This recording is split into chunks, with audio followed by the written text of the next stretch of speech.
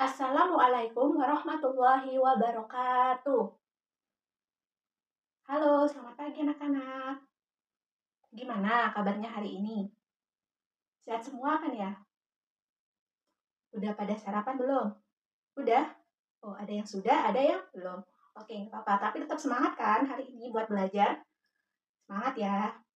Oke, sebelum kita belajar, marilah kita berdoa terlebih dahulu supaya apa yang sudah kita pelajari hari ini bisa bermanfaat bagi kita semuanya. Ibu minta tolong kepada ketua kelas untuk memimpin doa.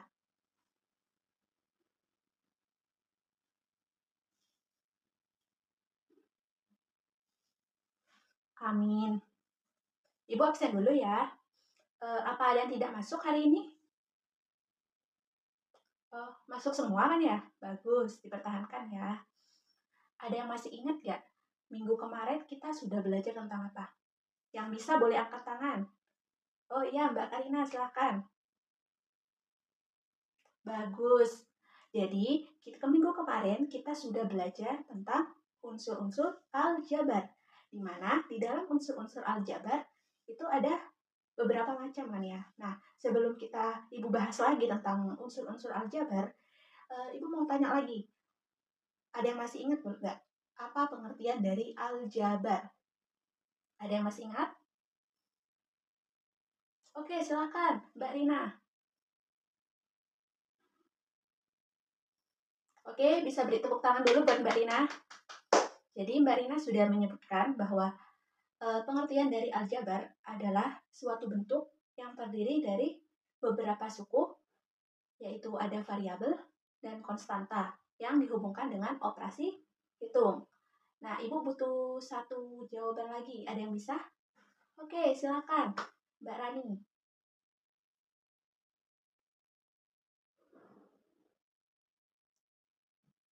Nah, bagus sekali Mbak Rani. Beri tepuk tangan anak-anak buat Mbak Rani. Nah, dari yang disampaikan Mbak Rani tadi, pengertian aljabar adalah persamaan yang terdiri dari beberapa suku, yaitu variabel dan konstanta. Nah, jawaban Mbak Rina dan Mbak Rani itu sudah benar. Jadi, bisa disimpulkan bahwa pengertian dari aljabar adalah suatu bentuk persamaan yang terdiri dari beberapa suku, yang mana di dalam suku itu ada yang namanya variabel, konstanta, suku, variabel, konstanta, dan koefisien yang dihubungkan dengan operasi hitung. Nah, sudah mengerti semua kan ya? Nah, jadi kalau Ibu tanya ada berapa macam sih unsur-unsur aljabar? Ada berapa? Ayo. Ada 4. Yang pertama, sebentar. Jangan jawab bareng-bareng, Ibu tunjuk aja satu-satu ya. Oke, Mas Rino, silahkan. Benar sekali, yang pertama ada suku. Yang kedua, Mbak Siti, silahkan. Yang kedua ada variabel, benar. Ketiga, Mas Jeno, silahkan. Ada koefisien. Dan yang terakhir ada apa? Ibu tunjuk aja ya. Mas Roni, silahkan. Ada konstanta. Jadi sudah pada paham semua ya? Minggu kemarin kita sudah belajar tentang unsur-unsur aljabar. Jadi, untuk hari ini kita akan belajar tentang apa? Ada yang tahu belum? Ayo, sudah dibaca bukunya atau belum? Ada yang tahu? Oh iya, itu. Mbak Siti, silahkan. Betul sekali. Jadi, hari ini kita akan belajar tentang sifat-sifat dan operasi aljabar. Nah, yang pertama, kita akan belajar tentang sifat-sifat aljabar. Jadi sebelum kita belajar tentang operasi aljabar, kita perlu belajar terlebih dahulu tentang sifat-sifat aljabar. Sekarang kita akan belajar tentang sifat-sifat aljabar. Nah, anak-anak, ayo bukunya dibuka. Nah, untuk sifat-sifat aljabar itu ada berapa macam? Ada 3. Yang pertama, jangan jawab bareng-bareng, Ibu tunjuk aja ya. Mbak Karina, silahkan. Sifat komutatif, benar. Yang pertama dalam sifat-sifat aljabar itu ada sifat komutatif. Nah, di mana sifat komutatif ini itu juga disebut dengan sifat pertukaran. Nah, bentuk sifat komutatif yaitu A ditambah B sama dengan B ditambah A. Jadi gampangannya ini ditukar ya. Kalaupun kedua bilangan ini ditukar, hasilnya akan tetap sama. Nah, perlu diingat sifat komutatif ini hanya berlaku pada perkalian dan penjumlahan aljabar. Terus yang kedua ada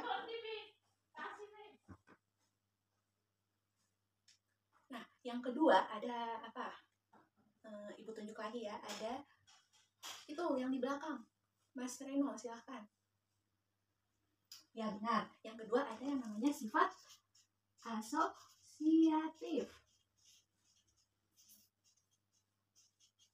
Nah, sifat asosiatif ini juga disebut dengan sifat pengelompokan.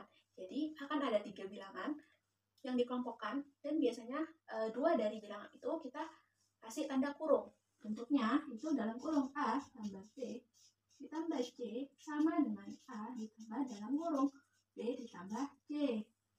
Nah, sama kayak sifat komutatif, sifat asosiatif juga berlaku pada penjumlahan dan perkalian bentuk aljabar. Jadi, kalau misal ada yang nanya, kalau misal operasinya pengurangan, apa berlaku sifat asosiatif? Oh, tentu tidak ya, karena hasilnya akan beda. Kemudian yang ketiga, Ibu tunjuk lagi, Mbak Jenny, silakan. Sifat distributif, ya benar sekali.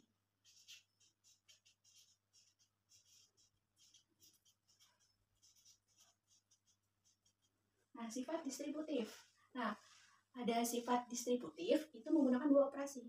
Nah, ada yang menggunakan operasi perkalian dan penjumlahan dan juga ada operasi perkalian dengan pengurangan. Nah, bentuknya itu seperti ini.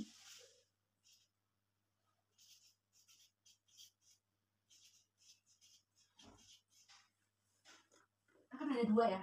Yang membedakan itu ada operasi pengurangan dan penjumlahan. Nah, sekarang Ibu tanya, yang atas ini sifat distributif perkalian terhadap apa? Terhadap pengurangan atau terhadap tambahan? Ada yang bisa? Ya, silakan Mbak Jenny lagi.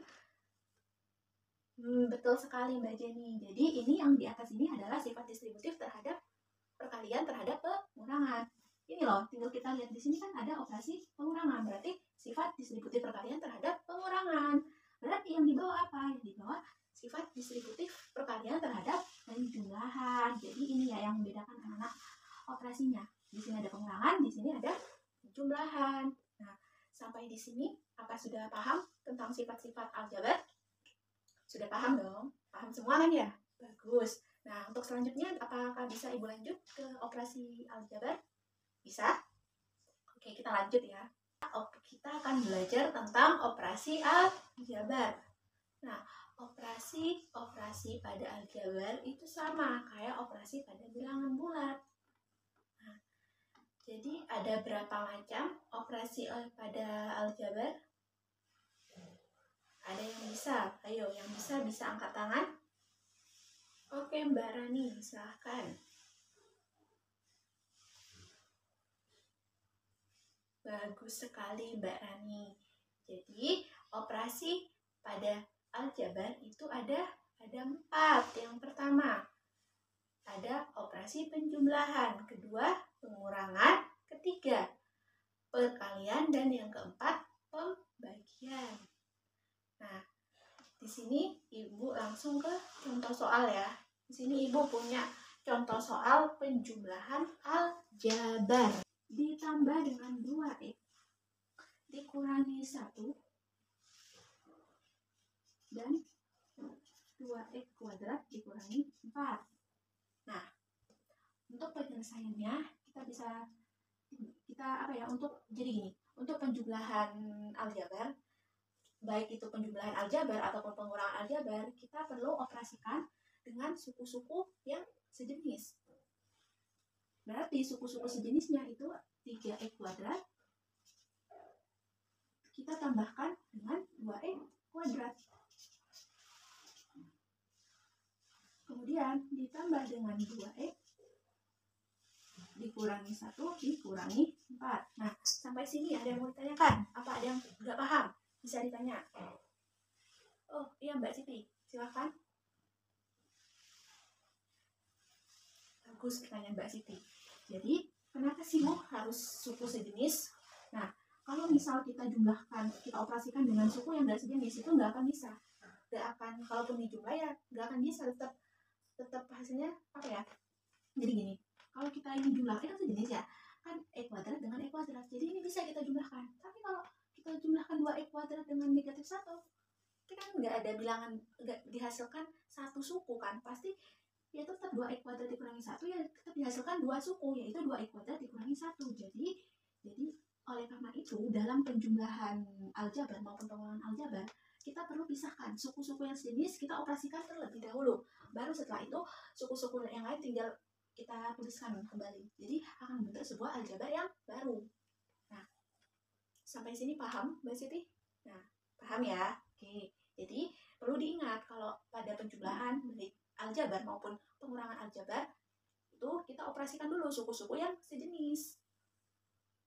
Berarti berapa di sini? 3E kuadrat ditambah 2E kuadrat, 5E kuadrat ditambah dengan 2E. Nah, 2X di sini kan tidak ada suku sejenisnya lagi ya, cuma satu X aja, 2X saja. Berarti ya kita tulis saja 2X ditambah 2X dikurangi negatif 1 dikurangi 4 berapa? Negatif 5. Nah, berarti ini jawabannya. Sampai sini paham kan ya? Oke, kita lanjut aja ya ke perkalian, karena untuk yang pengurangan sama penjumlahan itu sama. Yang penting perlu diingat kalau penjumlahan dan pengurangan aljabar kita gabungkan suku-suku yang sejenis, yang sama. Misal E kuadrat, berarti dioperasikan dengan E kuadrat, konstanta ya dengan konstanta, gitu. Kedua, Ibu punya contoh soal perkalian bentuk aljabar. Soal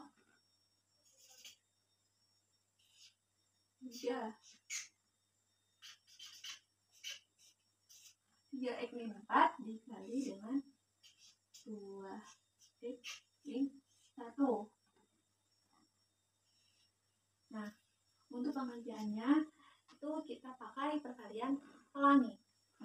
Jadi 3X dikalikan dengan 2X, kemudian 3X dikalikan negatif 1, selanjutnya negatif 4 dikalikan dengan 2X, dan negatif 4 dikalikan dengan negatif 1.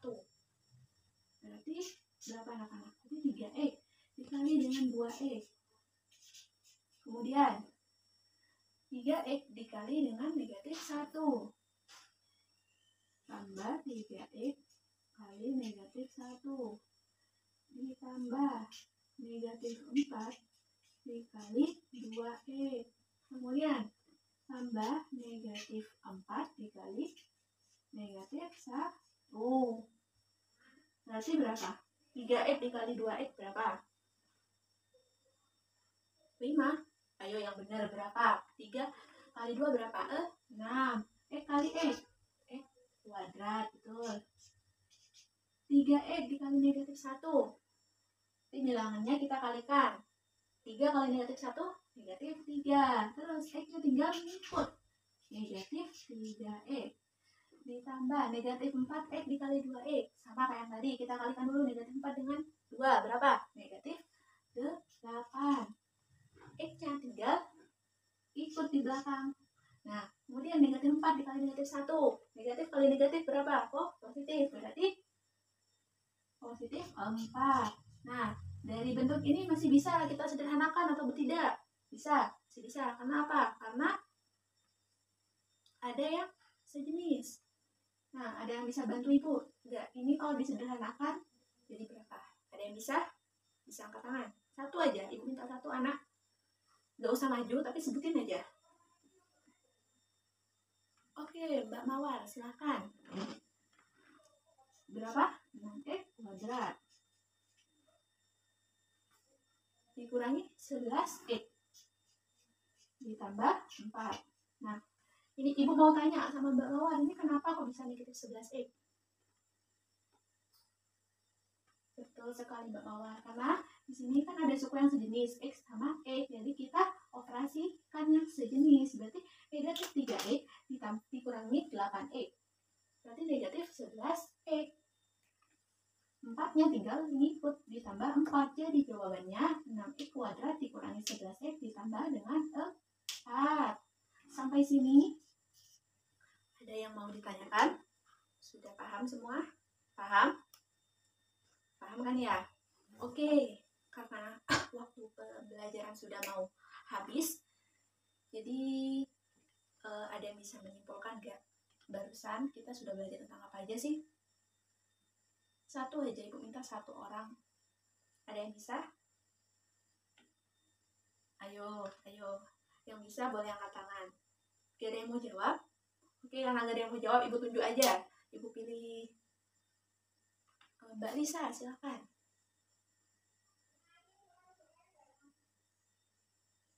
Jadi ya betul sekali Mbak Lisa. Jadi yang sudah kita belajar tadi itu ada sifat-sifat aljabar, di mana sifat-sifat aljabar terbagi menjadi 3 macam. Yang pertama ada sifat komutatif, yang kedua sifat asosiatif, dan yang ketiga sifat distributif.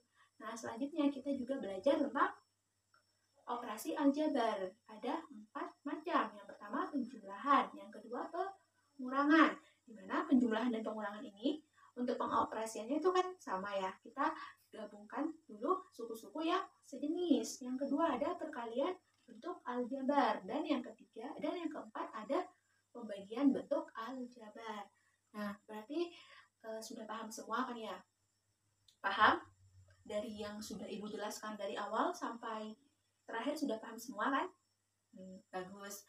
Nah, agar kalian bisa meningkatkan pemahaman kalian tentang materi ini, nah Ibu kasih tugas, silakan kerjakan di buku paket halaman 142. Di situ ada beberapa soal yang bisa kalian coba kerjakan, bisa bareng teman. Nah, untuk pengumpulannya minggu depan kita akan bahas bersama-sama. Mungkin sekian yang bisa Ibu sampaikan pada hari ini. Mohon maaf kalau ada perkataan Ibu yang salah. Jadi, sekian. Ibu akhiri. Wassalamualaikum warahmatullahi wabarakatuh.